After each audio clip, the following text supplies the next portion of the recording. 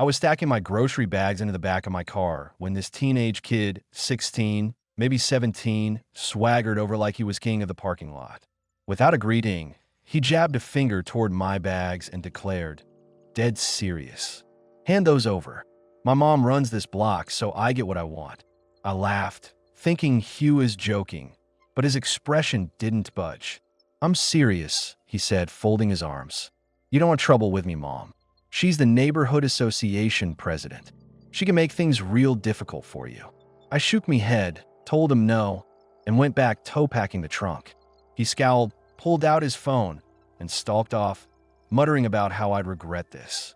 10 minutes later, just as I was about to drive away, a patrol car rolled up behind me with its lights flashing. The officer who stepped out already looked apologetic. "Sir, I need to ask you a few questions. We got a report of a man threatening a minor in this parking lot." I raised an eyebrow, set my last bag down, and reached into my jacket. The instant I pulled out my badge, the officer's eyes widened. "Chief Lawson," he said, startled. "That's right, Officer Reed," I answered evenly. "Now, did that report happen to mention what started this supposed threat?" He glanced at his notes, frowning. "You confronted a teenager named Caleb Morton after he asked you for assistance." I couldn't help but smirk at the creative spin. I explained what had really happened, watching as Officer Reed's discomfort grew. The market had security cameras, I reminded him, and several shoppers saw the entire thing. Let Megwis. I added the caller was Dana Morton, president of the Silverwood Community Association. Officer Reed nodded slowly. "She was adamant we'd come right away. Said you were dangerous."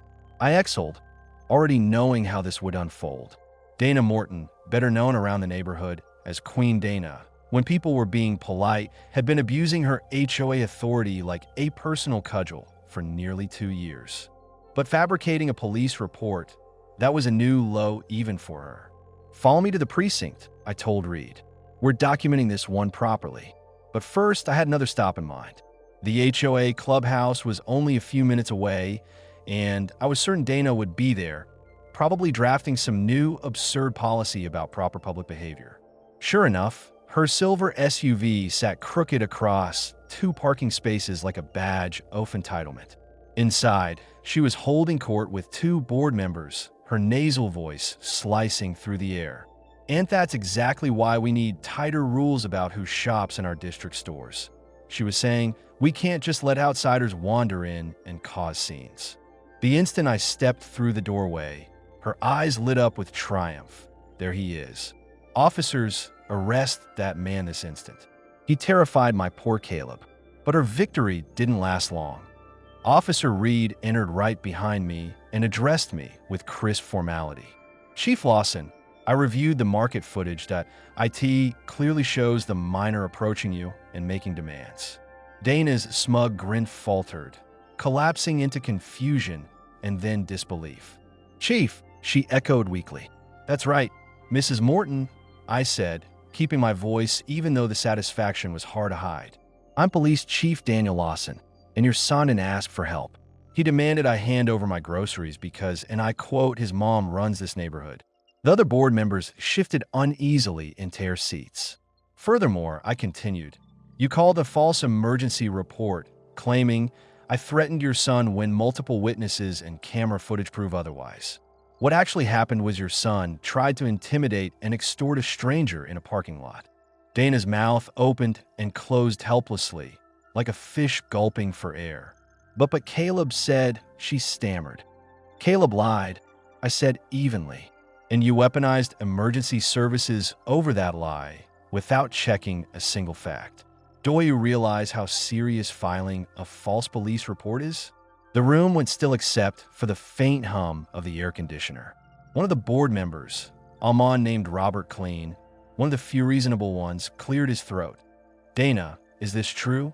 You really called the police without verifying anything?" She turned on him with that familiar venom. "Robert, you don't understand. This man was." I cut her off. "Mrs. Morton, I suggest you stop talking before you make this worse for yourself." "Officer Reed, please read. Mrs. Morton, her rights, and issue a formal warning for filing a false report." I'll be recommending the district attorney review this for possible charges." The color drained from Dana's face as Officer Reed began the familiar recitation.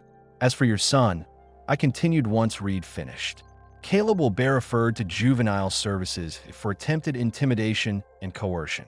The market is also considering banning him from the premises." Dana collapsed into her chair, the reality of what she'd done finally sinking in. But I wasn't finished. I turned to Robert. "Mr. Clean, I'll be submitting a formal complaint to the HOA board regarding Mrs. Morton's abuse of authority. She tried to use her title to have me arrested on fabricated charges.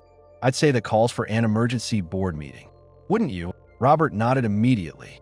"Absolutely. This is completely unacceptable." The following days unfolded quickly. The HOA board convened an emergency meeting. Andy attended to present my statement.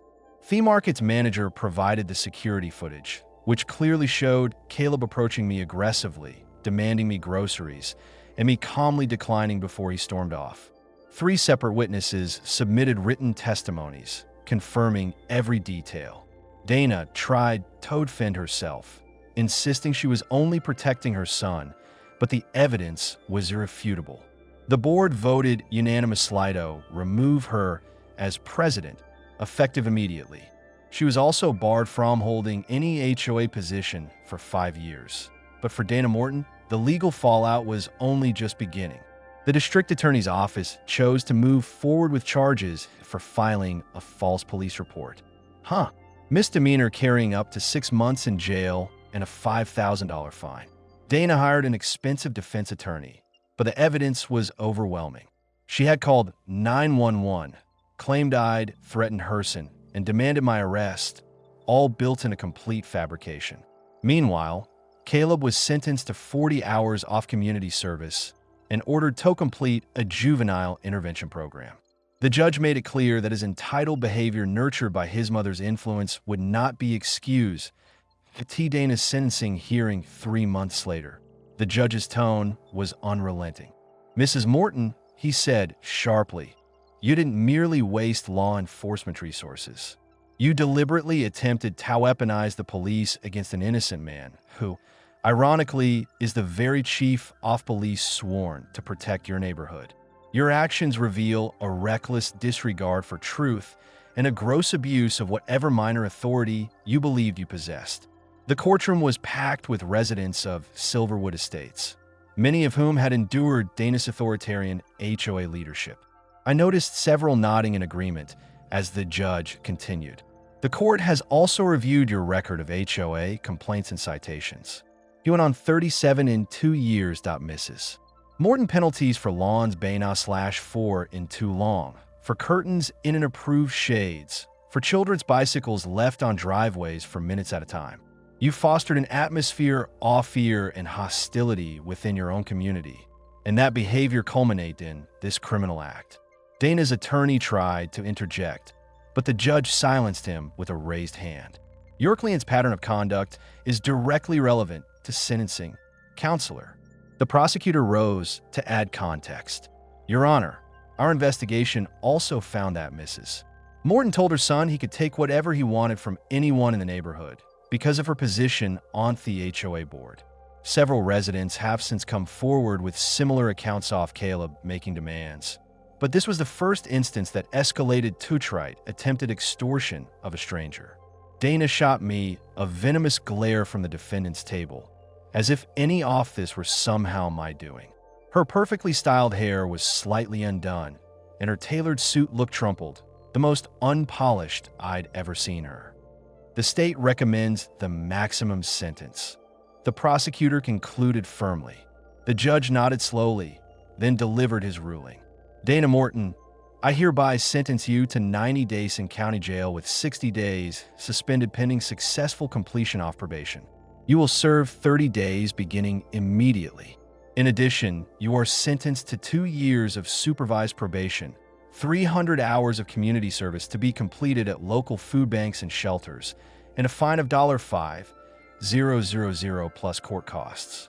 A ripple of whispers spread through the courtroom. Dana's complexion shifted from crimson to palito an unsteady shade of violet. But Your Honor, her attorney protested. My client has no prior record. She's amateur, a homeowner, a respected member of her community. The judge's expression hardened. A pillar who misused her authority to intimidate neighbors and teach her son that rules don't apply to him. The 30 days of incarceration are non-negotiable. Bailiff, take Mrs. Morton into custody. As the bailiff approached with handcuffs, Dana completely unraveled.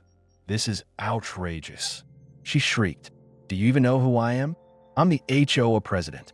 I protect property values. You enforce standards. You can't do this, Tom.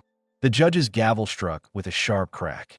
Former HOA president, Mrs. Morton, he corrected coldly. I just did.